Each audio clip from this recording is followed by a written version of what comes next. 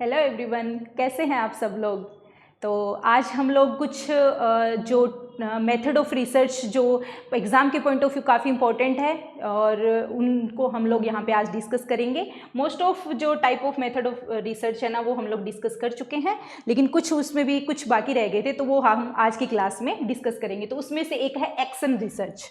Okay, तो action research जो term है वो एक्शन रिसर्च टर्म थी, वो गिवन बाय कर्ट लेविन ने ये टर्म दी थी, और इन्हीं को ही क्या बोलते हैं, एक्शन रिसर्च का फादर भी बोलते हैं। फादर ऑफ एक्शन रिसर्च अगर पूछे तो कर्ट लेविन को ही बोलते हैं। देखो, हम अब समझते हैं कि एक्शन रिसर्च होता क्या है ना। अप्लाइड रिसर्च हम लोग कल पढ़ चुके थे। अप्लाइड रिसर्च का ही हम एक बोल सकते हैं कि एक टाइप का अप्लाइड रिसर्च ही है, पर वो एक मतलब बड़ा चीज़ें बोल सकते हैं उसको कि वो एक बड़ी चीज़ है। यहाँ ये क्या है, उसका एक पार्ट बोल सकते हैं कि एक छोटा सा उसका एक पार्ट है, पर चीज़ें उसी की तरह ही होती है। इसमें बस थोड़ा सा डिफरेंस है, वो मैं आपको बताऊंगी। तो क्या होता है ना, अप्लाइड जो रिसर्च में हमने क्या देखा था कि बेसिक रिसर्च या प्योर रिसर्च या फंडामेंटल रिसर्च में जो हम लोगों ने थियोरी जनरेट की थी, उसी थ्योरी का हम क्या करते हैं, यहाँ पे एप्लीकेशन करते हैं। उसी थ्योरी को हम अप्लाई करेंगे और फिर हम अपना रिजल्ट देखेंगे। ठीक है, तो जो अप्लाइड रिसर्च में क्या होता है, रिजल्ट पे फोकस किया जाता था, आउटकम पे फोकस किया जाता था।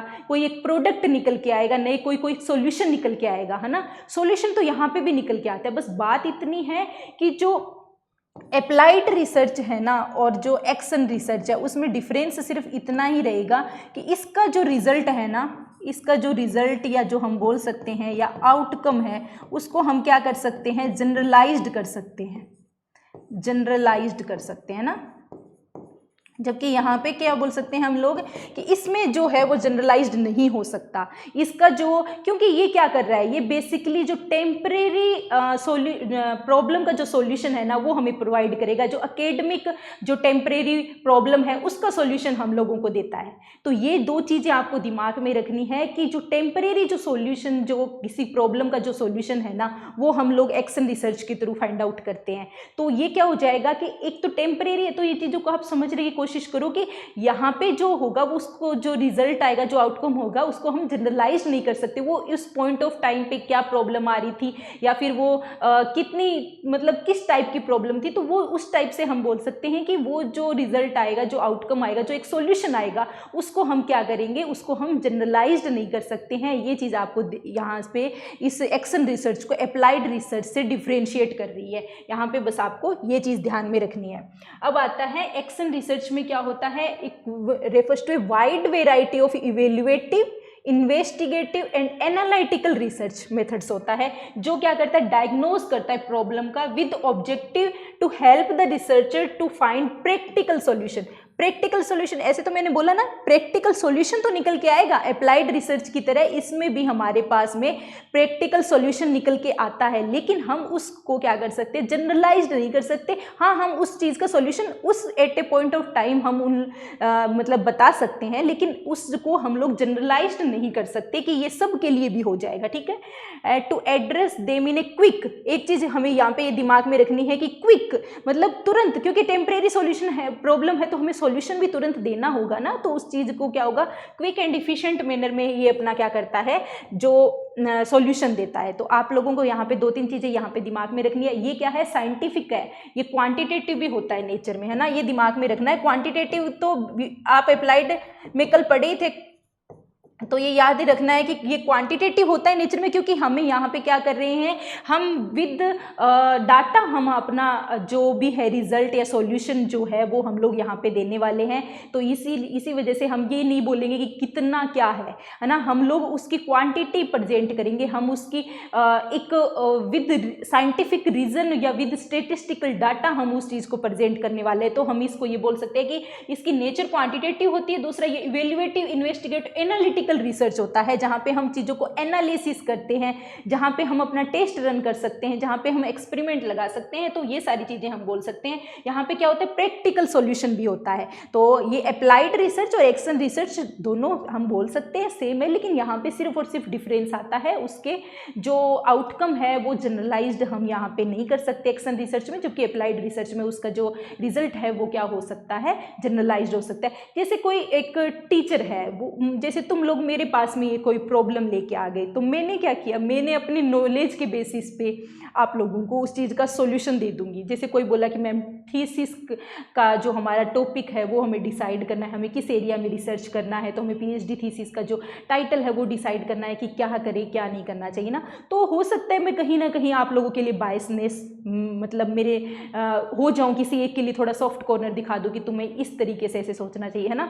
तो यहाँ पे क्या हो रहा है, यहाँ पे बायसनेस नहीं दिखानी, यहाँ पे हम लोगों को नॉलेज जो हमारा है ना उस पर ध्यान नहीं देके जो हमारा जो रिजल्ट जो हमने टेस्ट रन करवाया उसमें क्या हो रहा है उस पर ध्यान देना है, ना कि हम दूसरे के जो अजम्पशन है, दूसरे की रिव्यू है उसके बेसिस पे हम अपना रिजल्ट देख ले। ऐसा यहाँ पे नहीं होने वाला है। तो हमें क्या करना है, खुद उस चीज़ को रिसर्च को कंडक्ट करवाना है। टीचर को जो है वो रिसर्च के बेसिस पे ही अपना जो आंसर है वो देना है, ना कि अपने खुद के नॉलेज के बेसिस पे हम यहाँ पे चीज़ों को जज करेंगे। यहाँ पे ऐसा नहीं होता है। देखो यहाँ पे बेसिकली क्या है, लर्निंग बाय डूइंग, ठीक है, करके ही सीखना है। खुद से करोगे तो सीखोगे। लर्निंग बाय डूइंग बहुत ही अच्छी चीज़ है, मतलब चीज़ें खुद करना करेंगे तो ही सीखेंगे। रोटी बनाना कोई हम देख लिए बाहर चीज़ें कैसे हो रही है क्या हो रही है, ऐसे आटा लगाया जाता है, उसके बाद ऐसे पेड़ा बनाया जाता है, फिर रोटी को बेला जाता है, तो वो चीज़ें नहीं होगी। वो हम देखेंगे ना तो बहुत आसान लगेगी, क्या है ये तो बहुत आसान है, ये तो हम कर लेंगे। लेकिन जब हम करने जाएंगे ना, खुद से करने जाएंगे, तब हमें पता चलेगा कि वो रियल में क्या उसमें इतना ईजीनेस थी जो हम सोच रहे थे, या रियल में वो हो कैसे रहा है। मतलब हम यहाँ पे करके ही सीख पाएंगे। अगर हम कुछ जो चीज़ें हम खुद से नहीं करने जाएंगे तो वहाँ पे हमारा सीखना पॉसिबल नहीं है, ठीक है। दूसरा ये है कि सोल्व द इमीडिएट प्रॉब्लम, ये मैंने पहले ही बता दिया आप लोगों को। यहाँ पे क्या होता है, टेम्परेरी जो प्रॉब्लम है उसका इमीडिएट सॉल्यूशन दिया जाता है। तो यहाँ पे क्या होगा, हमें तुरंत प्रभाव से एक्शन लेना होता है। दूसरा है simultaneously investigate and solve an issue. यहाँ पे क्या होता है, इन्वेस्टिगेशन भी साथ में चलता रहता है और प्रॉब्लम सोल्व भी हो जाएगी। वो कैसे होगी, चलो देखते हैं हम लोग।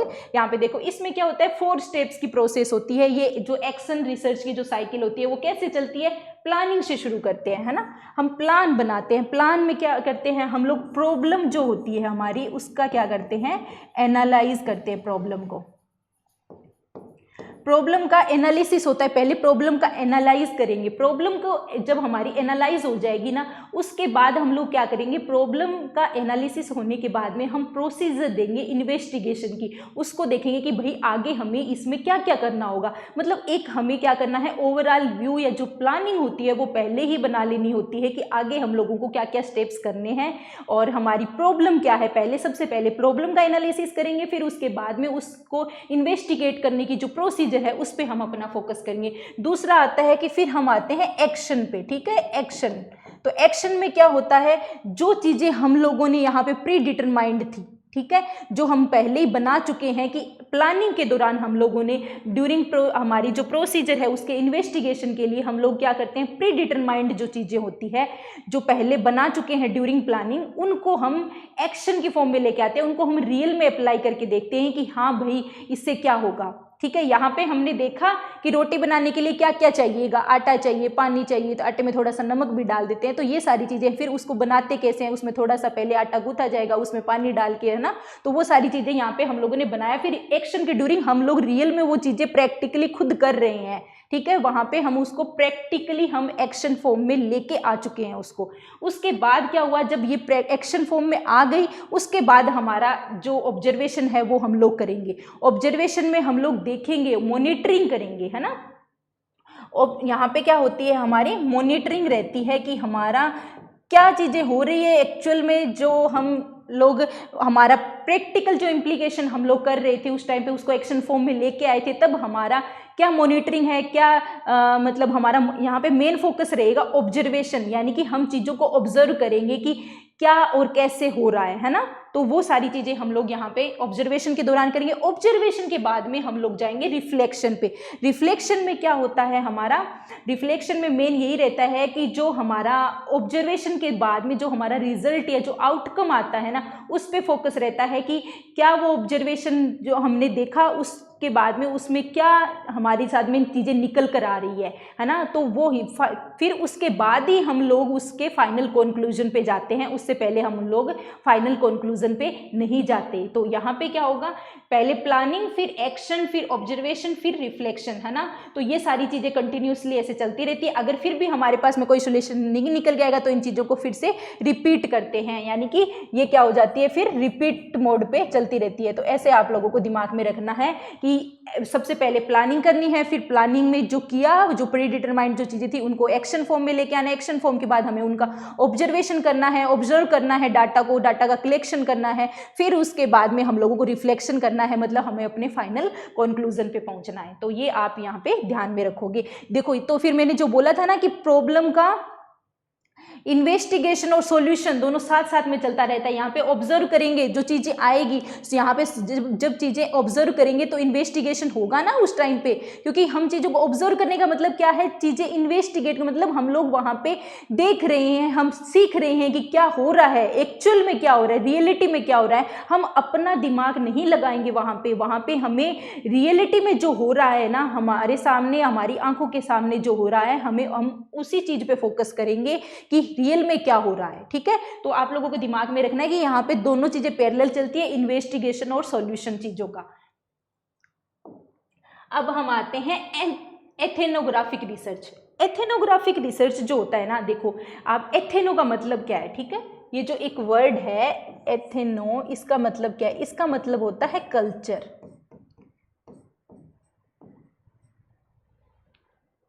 कल्चर, ठीक है, कल्चर को कैसे समझोगे, कल्चर, अब राजस्थान का कल्चर अलग है, गुजरात में अलग होता है, बिहार का अलग होता है ना, वेस्ट बंगाल का अलग कल्चर रहता है। तो कल्चर का मतलब क्या है, देखो कल्चर क्या है, यहाँ पे एथेनो का मतलब है कल्चर। तो हमें क्या करना है, कल्चर की स्टडी करनी है। ग्राफी का मतलब किसी चीज में क्या होता है, स्टडी से जाता है। तो एथेनोग्राफी में हम लोगों को क्या करना है, कल्चर की स्टडी करनी है, ग्रुप की स्टडी करनी है, ग्रुप ऑफ पीपल की स्टडी करनी है ना, ग्रुप ऑफ पीपल की स्टडी करनी है। तो यहाँ पे हमारा क्या रहेगा, मेन फोकस यहाँ पे कल्चर को जानना है। हमें मेनली ये देखना है कि वहाँ पे चीज़ें कैसे हो रही है। तो सोचो किसी कल्चर को जानने के लिए क्या होगा, जैसे मैं खुद हूँ, मैं यहाँ पे बैठे बैठे किसी चीज़ के बारे में बता सकती हूँ क्या, कि वहाँ पे क्या हो रहा है। जैसे गुजरात में क्या होता है, ड्यूरिंग नवरात्रि वहाँ पे गरबा होता है ना, तो क्या मैं वहाँ का कल्चर जब मैंने कभी देखा ही नहीं है तो मैं उसको कैसे बता दूंगी कि ये ऐसे हो रहा है ना। ठीक है, इमेजेस, वीडियोस हम लोग देख सकते हैं, उसके बेसिस पे हम अपना कुछ माइंड में एक इमेज बना सकते हैं कि इस तरीके से होता है। लेकिन वास्तविकता, वो चीज़ हो कैसे रही है, वो चीज़ें रियल में मतलब प्रैक्टिकली कैसे हो रही है, तो वो चीज़ें तो वहाँ पे क्या होगा, जब हम खुद उस प्लेटफॉर्म पे जब उतरेंगे ना, तभी हम लोगों को चीज़ें पता लग सकती है, अदरवाइज हम लोग वहाँ पे नहीं बता सकते। तो यहाँ पे क्या हो रहा है, कोई डाटा कलेक्शन नहीं हो रहा है कि भाई कितने लोगों ने किया, क्या किया, हमारा वो मेन नहीं है। हमें कल्चर को समझना है, उस चीज़ को समझना है, उसके लिए एक अंडरस्टैंडिंग क्रिएट करनी है। तो मैंने आपको पहले ही बताया था कि किसी बिहेवियर को समझना है तो हमें क्या करना, वो अच्छा है, बुरा है, कोई किसी का टेस्ट, किसी का सेंस कैसा है, तो वो मतलब वो सारी चीज़ें किस में आ जाती है, वो एक क्वालिटेटिव टाइप की चीज़ें हो जाती है। वहाँ पे हम लोग आंकड़ों में नहीं बता सकते चीज़ें, वहाँ पे हम मात्रा में नहीं बता सकते कि कितनी है ना। वहाँ पे हम लोग ये बता सकते हैं कि मतलब किस टाइप की है, अच्छी है, बुरी है, ठंडी है, गर्म है ना, कड़वी है, मीठी है, कुछ भी है। तो वो सारी चीज़ें हम लोग यहाँ पे क्या कर सकते हैं, क्वालिटेटिव पे हो जाएगी। तो इस तरीके से क्या हो जाएगा, जो एथेनोग्राफिक जो रिसर्च होता है ना, वो क्वालिटेटिव होता है नेचर में। दूसरी चीज़ आता है यहाँ पे कि पार्टिसिपेंट है ना, उसका पार्टिसिपेंट जो है उसका क्या रहता है, पार्टिसिपेंट का ऑब्जर्वेशन रहता है। मतलब हमें क्या करना पड़ेगा, रिसर्चर जो होता है ना, जो रिसर्चर होता है वो यहाँ पे क्या होगा, कंप्लीटली इन्वॉल्व होगा। रिसर्चर का जो इन्वॉल्वेशन होता है वो कंप्लीटली इन्वॉल्व होता है। जब मैंने बोला ना, वहाँ पे हम लोगों को खुद को ही उतरना पड़ेगा, उन चीज़ों में शामिल होना पड़ेगा, हमें देखनी पड़ेगी चीज़ें, हमें खुद से ऑब्जर्व करना पड़ेगा।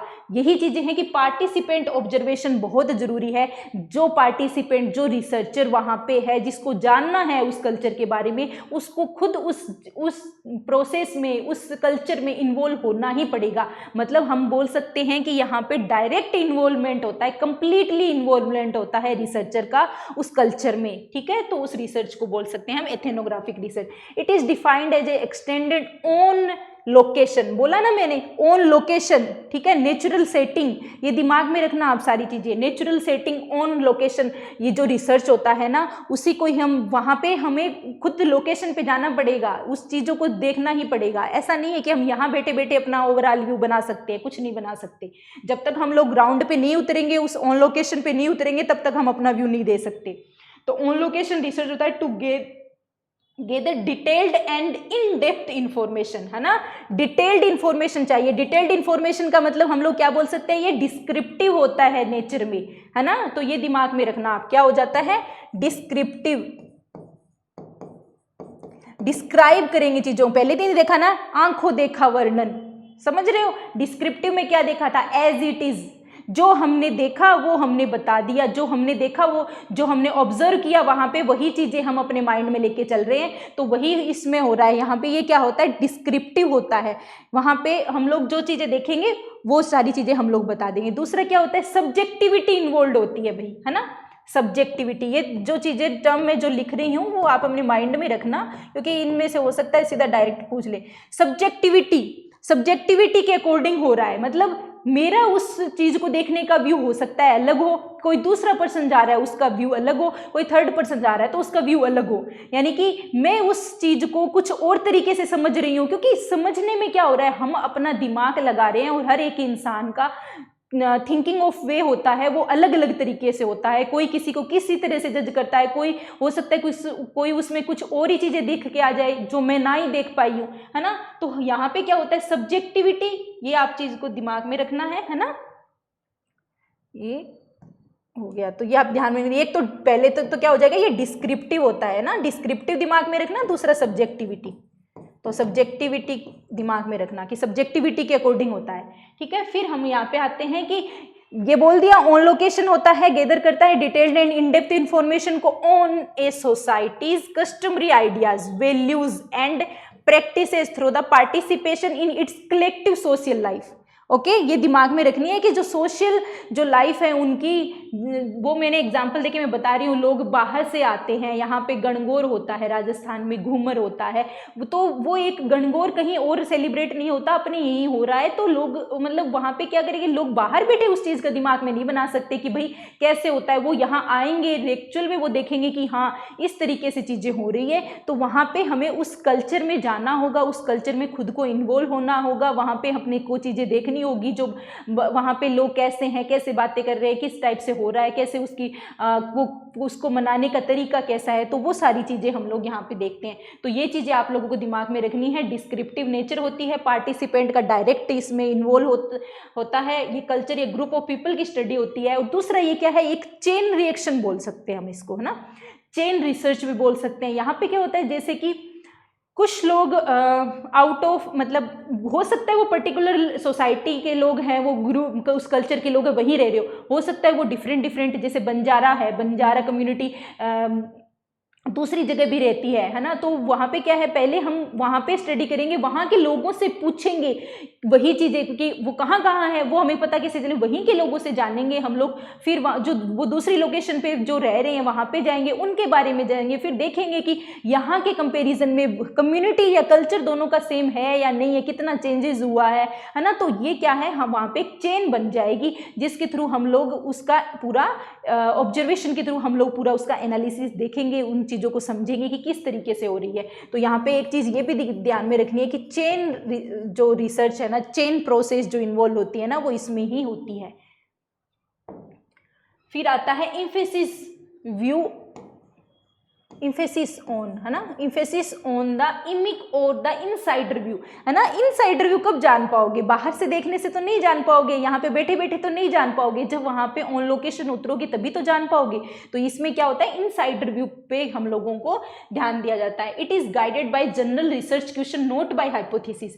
यहाँ पे क्या होता है, परिकल्पना से नहीं, पहले ही बैठे बैठे हम कुछ परिकल्पना नहीं बना सकते। क्या हाइपोथेसिस बनाएंगे किसी कल्चर के लिए, पहले ही नहीं बना सकते, हमें वहाँ पे क्या करना होगा, हमें वहाँ पे जनरल रिसर्च क्वेश्चन उन वहाँ लोगों के पास जाना होगा, उन चीज़ों को जो चीज़ें हमें वहाँ पे अपने माइंड में कुछ अगर कोई क्वेश्चंस आता है, कुछ और चीज़ें दिमाग में आती है, तो हम वो उन लोगों से पूछेंगे, डिस्कस करेंगे, तभी जाके वो क्लियर हो पाएगी। पहले ही हम लोग अपनी हाइपोथेसिस के बेसिस पे हम लोग कुछ भी क्रिएट नहीं कर सकते। Focuses on meaning of word, word पे, शब्दों पे जाना है, इमेजेस पे जाना है, जबकि नंबर्स पे नहीं जाना। यहाँ पे स्टेटिस्टिक्स से कोई मतलब नहीं होता, स्टेटिस्टिकल डाटा से कोई मतलब नहीं होता। यहाँ पे हमारा जो मेन फोकस है, वो मैंने बोला ना कि किसी चीज़ को तुम देख रहे हो, वो इमेजेस में, वीडियोस में आप देख सकते हो, ठीक है, तो उसके थ्रू आपको एक व्यू बन सकता है। लेकिन कोई डाटा बता देगा आपको, तो उससे क्या बना लोगे? कोई नहीं बनने वाला। वहां पे आप कैसे कल्चर को, डाटा के थ्रू आप कल्चर को कैसे समझोगे? खुद ही दिमाग लगाओ कि कल्चर को अगर समझ सकते हैं तो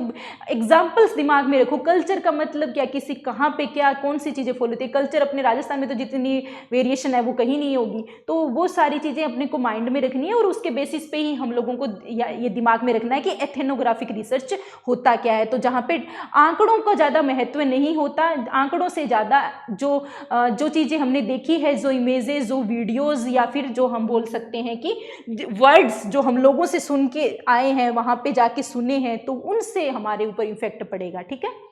अब आती है ग्राउंडेड रिसर्च।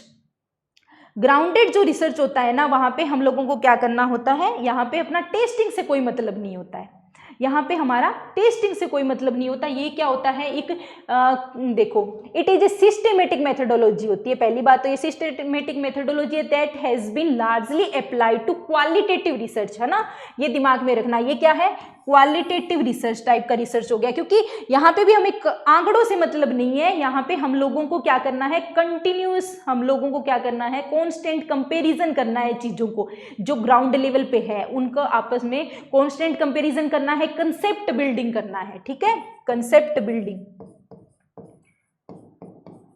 कंसेप्ट बिल्डिंग की प्रोसेस है, जो चीज़ें देखी, ऑब्जर्व की, उसके बेसिस पे हम लोगों ने अपना कंसेप्ट बिल्डअप किया कि कैसे क्या हो रहा है। कुछ सोशल इश्यूज है, उनके बारे में हम लोग अपनी अवधारणा बनाएंगे। लोग डोरी लेते देते, उसके बेसिस पे हम लोग क्या बोल सकते हैं कि किस तरीके से, कौन से एरिया में डोमिनेंट है, क्यों है, किस वजह से है। तो वो सारी चीज़ें देखो जो हो रही है, वो क्या है मेनली वहाँ पे हम लोगों को क्या करना है, हमारा खुद का ऑब्जर्वेशन होगा। वहाँ पे हम लोगों क्या करेंगे, जो कंसेप्ट है वो हम लोग खुद अपना बिल्डअप करेंगे कि इस तरीके से चीजें हो रही थी। मेरा तो इसमें ये रिव्यू है ना, तो यहाँ पे क्या करेंगे, कंडक्ट बाय सोशल साइंटिस्ट, ठीक है। तो सामाजिक यहाँ पे क्या होता है, जो सोशल जो थिंग्स होती है मेनली, तो उनके बारे में ही हम लोग डिस्कस करते हैं। सोशल जो एक्सपीरियंसेस होते हैं उनके बेसिस पे हम लोग अपना जनरलाइज्ड जो करते हैं। कंस्ट्रक्शन ऑफ हाइपोथेसिस, देखो हम लोग, मैंने बोला ना, ऑब्जर्वेशन करेंगे, पहले हम लोग चीजें ऑब्जर्व करेंगे, पहले देखेंगे। कल के मैंने उसमें आपको बताया ही था कि हम लोग पहले ही नहीं बता सकते, पहले ही ये दिमाग में नहीं लेके आ सकते कि मोटे लोग खुश रहते। पहले हमें ये देखना नहीं है, पहले हमें मोटे लोगों को ऑब्जर्व करना है, उनके नेचर को ऑब्जर्व करना है, उसके बाद में अपनी हाइपोथेसिस जनरेट करनी है कि भाई ये बात सही थी या नहीं थी। पहले ही हम नहीं बता सकते। अगर पहले बताते तो वो डिडक्टिव होता है नेचर में, ये क्या है, इंडक्टिव होता है। ये आपको दिमाग में रखना है, ये क्या होता है, इंडक्टिव होता है नेचर में। इंडक्टिव होने का मतलब आप लोग समझ ही गए होंगे कि यहाँ पे हाइपोथेसिस क्या होती है, जनरेट होती है, कंस्ट्रक्शन ऑफ हाइपोथेसिस होता है। ये चीज आपको दिमाग में रखनी है, ठीक है। And theories through the collecting and analysis of data, बोला ना मैंने कि पहले ही क्या करेंगे, हम लोग पहले चीजों को देखेंगे, उनको ऑब्जर्व करेंगे, उनको एनालाइज करेंगे, उसके बेसिस पे हम अपनी हाइपोथेसिस को जनरेट करेंगे। पहले ही हम लोग नहीं बता सकते। ग्राउंडेड रिसर्च में mainly social issues, social experiences के बेसिस पे हम अपना रिव्यू देते हैं। जनरली फोकस्ड सोशल प्रोसेस, है ना, सोशल प्रोसेस और एक्शंस, ये दिमाग में रखना कि ग्राउंडेड रिसर्च में जनरली सोशल प्रोसेस और एक्शंस पे फोकस किया जाता है। That characterize a particular event और फिनोमिना को वो क्या करते हैं, कैरेक्टराइज करते हैं, ना, पर्टिकुलर, एक स्पेसिफिक वहां पे हम लोग बोल सकते हैं कि चीजें होने वाली है। यहाँ पे क्या होता है, इंपेरिकल ऑब्जर्वेशन ऑफ डाटा होता है। इंपेरिकल का मतलब अनुभव के बेसिस पे। मैंने बोला ना, हम लोग जो चीजें रियल में हम लोगों ने फील की है, हम लोगों ने हमारे खुद के साथ या फिर खुद किसी और से हमने वर्डिंग्स के थ्रू सुना है, लेकिन हम लोगों ने उसको जाना है खुद अपने आप ग्राउंड लेवल पे उतर के, तभी हम लोग उन चीज़ों को बता सकते हैं क्लियरली। अदरवाइज हम लोग उनके बारे में कोई भी अपना परसेप्शन क्रिएट नहीं कर सकते। अब देखो, दो अप्रोच यहाँ पे आती है, एक पॉजिटिविज्म, एक होती है पोस्ट पॉजिटिविज्म। पॉजिटिविज्म का क्या मतलब है? देखो पॉजिटिविज्म है ना, वो उसको हम लोग बोल सकते हैं कि एक साइंटिफिक अप्रोच है, यानी कि यहाँ पे इन्वायरमेंट में या फिर सोशल इन्वायरमेंट में या कहीं पे भी कुछ भी हो रहा है उसके पीछे एक साइंटिफिक रीज़न है। विदाउट साइंटिफिक रीज़न कुछ नहीं हो सकता। मतलब हर एक चीज़ के पीछे साइंस है, हर एक चीज़ के पीछे एक साइंटिफिक थ्योरी है। विदाउट साइंटिफिक हम लोग अपना कुछ भी नहीं बोल सकते, ठीक है। तो यहाँ पे आप लोगों को ये चीज़ दिमाग में रखनी है। जो टर्म है पॉजिटिविज्म वो किसने दी थी? फ्रेंच जो फिलोसोफर है अगस्ते कॉमिटे ने दी थी, ठीक है। ये आपको दिमाग में रखना है। ये 19th सेंचुरी में इसको ये जो आई थी, ठीक है, डिस्कवर हुई थी। देखो इसमें क्या होता है, it is A theory that argue for the existence of true and objective reality. आपको इसमें दिमाग में रखना है ट्रू और ऑब्जेक्टिव जो रियलिटी है ना, that can be studied by applying the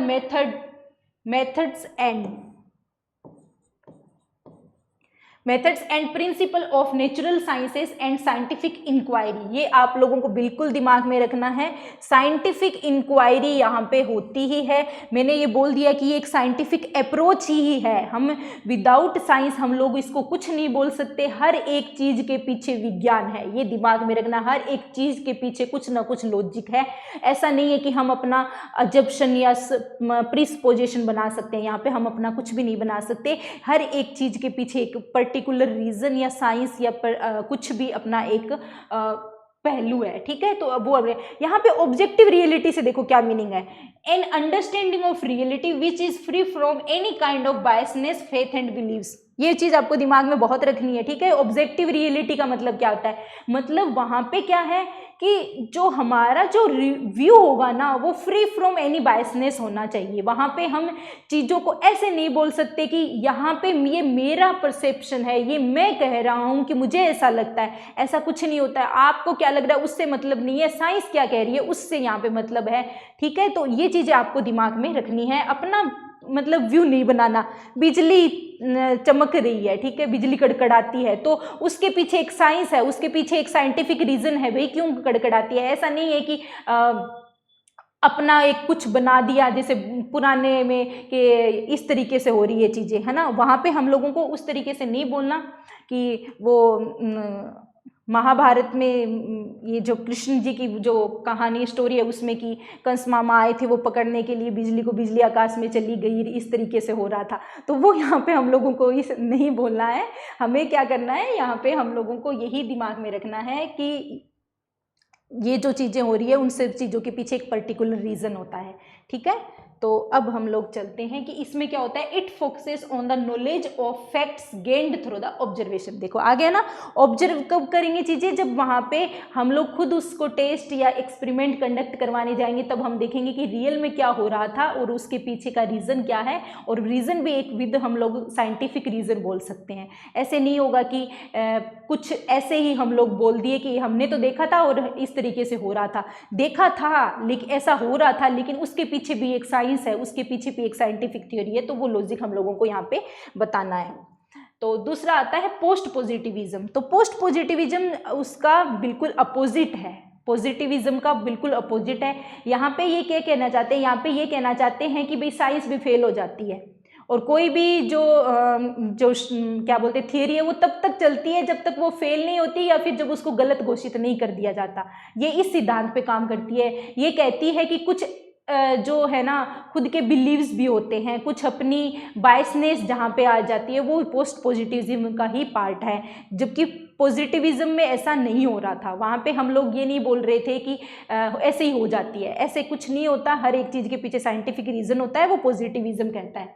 ये देखो, it holds that even science is not always true. Science भी हमेशा सत्य नहीं होती, ये कहना चाहते हैं, ठीक है। अब देखो, it believes that every theory continue to held until it is falsified, है ना। फॉल्सिफाइड का मतलब हो गया जब तक वो झूठी साबित नहीं होती है तब तक तो वो चलेगी।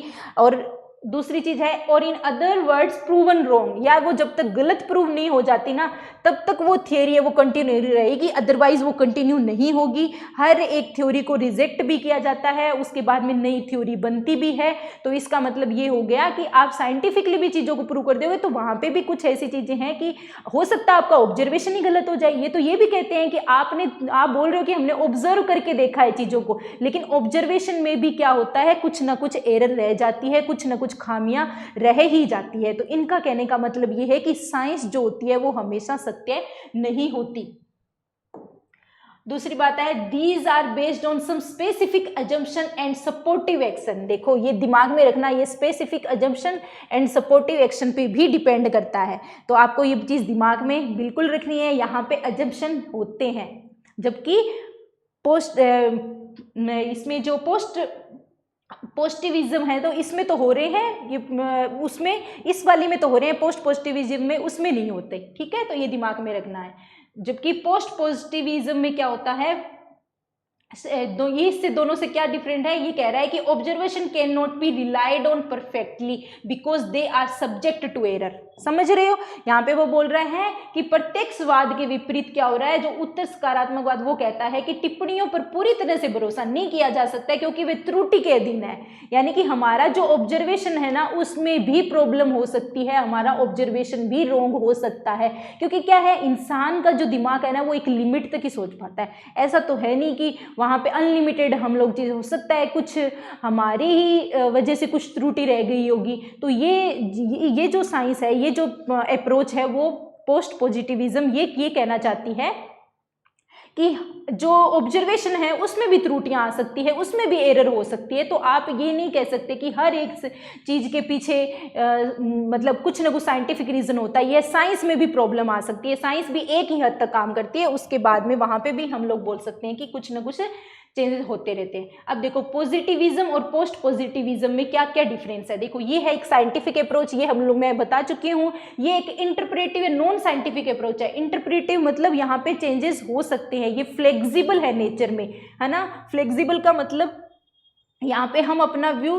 चेंज कर सकते हैं। ऐसा नहीं है कि हम लोग ने एक हाइपोथेसिस पहले बना ली, उसको प्रूव कर दिया, प्रूव करने के बाद में हम लोग उसमें रिजिड हो गए चेंज करने से, ऐसा नहीं हो रहा है। यहाँ पे हाइपोथेसिस का क्या होता है, जनरेशन होता है इसमें, जो कि इसमें क्या होता है, हाइपोथेसिस को प्रूव किया जाता है।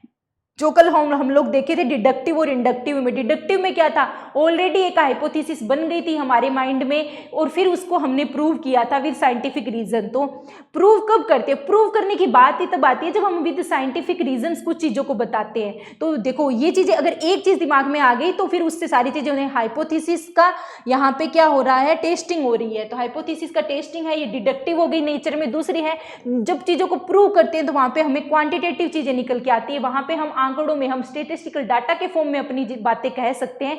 जबकि ये जो होती है ये क्वालिटेटिव होती है, इसको हम क्या आंकड़ों के रूप में प्रेजेंट नहीं कर सकते, क्योंकि बहुत सारी चीज़ें ऐसी होती है जहाँ पे मतलब कितना हो रहा है, मात्रात्मक गणना हम लोग वहाँ पे हमारी नहीं हो पाती है। तो वहाँ पे हम बोल सकते हैं कि वहाँ पोस्ट पॉजिटिविज्म का अप्रोच जो होती है वो फॉलो होती है। यहाँ पे हमारा जो ऑब्जेक्टिव है ना, वो डिसाइड रहता है, ऑब्जेक्टिव रहता है पहले से ही। हम लोग जो मैंने कल एग्जांपल दिया था, जैसे ऑब्जेक्टिव टाइप के पेपर्स होते हैं उसमें सब लोग कितने भी तरीके से उसको चेक कर लो, चाहे कंप्यूटर करो चाहे ह्यूमन बीइंग कर लो, रिजल्ट आप लोगों का जो नंबर है वो उतना ही आने वाला है। लेकिन सब्जेक्टिविटी में क्या होता है, सब्जेक्टिव अप्रोच में क्या होता है, आप लोगों का व्यूज, हर एक इंसान अलग तरीके से सोचता है, हर एक इंसान को किसी दूसरे को देखने का नजरिया अलग होता है। तो वो सब लोग क्या करते हैं, अपने तरीके से चीजें देखते हैं। तो वहां पे हम बोल सकते हैं कि वो एक सब्जेक्टिव अप्रोच हो जाएगी। तो ये जो पोस्ट पॉजिटिविज्म है इसमें ऐसे ही है, यहाँ पे हम लोग, हमारे पास कोई साइंटिफिक रीजंस नहीं होते,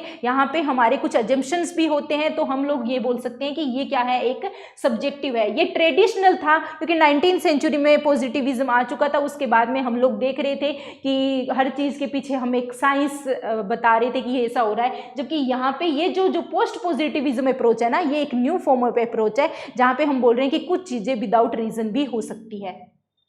ये मैं बता चुकी हूँ, ये फिक्स रहता है, ये फ्लेक्सिबल है, ये अपनी ये इंटरप्रेट कर सकता है अपनी चीज़ों को, जबकि इसमें ऐसा कुछ नहीं होता। इसने जो प्रूव कर दिया वो कह रहा है कि ऐसा होता है तो ऐसा होता ही है, ये चीज़ नहीं करता है। यहाँ पे स्ट्रक्चर्ड रहती हैं चीज़ें, यहाँ पे हमें पहले ही प्री डिटरमाइंड हो जाती है, पहले ही हमारे जो सिक्वेंस ऑफ स्टेप्स हैं वो हम लोगों को पता रहते हैं, जबकि इसमें ऐसा नहीं होता। ये जो पोस्ट पॉजिटिव अप्रोच है वो अनस्ट्रक्चर्ड रहती है। यहाँ पे क्या होता है, ये रियलिस्टिक अप्रोच है, ठीक है, रियलिस्टिक है ना, वास्तविकता से इसका अध्ययन है, वास्तविकता से इसका लेना देना है, ये चीज़ें रियल में जो चीज़ें हो रही है, रियल में जो डाटा निकल के आ रहा है, रियल में जो हमारा ऑब्जर्वेशन है, हमारा कंक्लूजन है, उसके बेसिस पे ही हम लोग अपना फाइनल जो आउटपुट है वो बताते हैं। लेकिन यहाँ पे क्या है, क्रिटिकल रियलिस्टिक, एक नया टर्म होगा आपके लिए शायद। तो ये देखो, क्रिटिकल रियलिस्टिक का मतलब ये हो जाएगा कि क्रिटिसाइज करना, मतलब आलोचना, हमें कुछ ना कुछ तो खामियां कमियां हमें देखनी ही है, तभी चीज़ें दूसरे पहलू को हम जान पाएंगे। हम उस पर मतलब ऐसा नहीं है कि आंख मूंद कर ही विश्वास कर लेंगे, हम लोग वहाँ पे उसके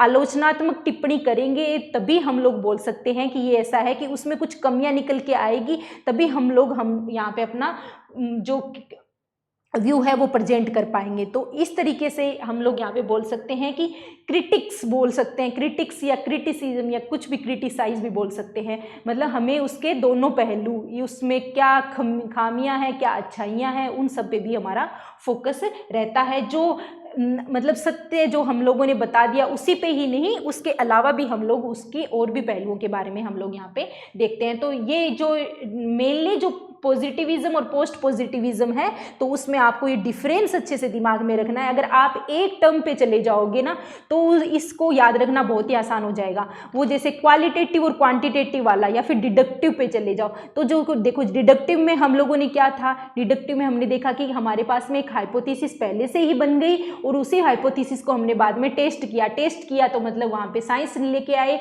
उसको प्रूव किया, प्रूव करेंगे तो साइंटिफिक मेथड्स भी आएंगे, एक स्ट्रक्चर्ड फॉर्म भी आएगी, वहाँ पे हमारा एक ऑब्जेक्टिव भी पहले से डिसाइड होगा कि हमें ऐसे करना, हमारा ये जो ऑब्जेक्टिव है उसी को ही हमें प्रूव करना है ना। हम लोग अपने क्या कहते हैं गोल से इधर उधर नहीं होंगे। लेकिन यहाँ पे जो है सब्जेक्टिविटी में हर एक बंदा अपना व्यू पर अलग से प्रेजेंट करता है।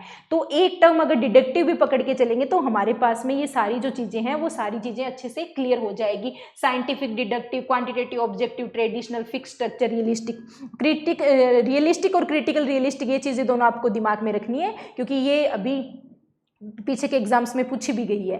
तो आज के लिए बस इतना ही, और नेक्स्ट वीडियो में हम कुछ नए टॉपिक्स पे डिस्कशन करेंगे। Thank you so much.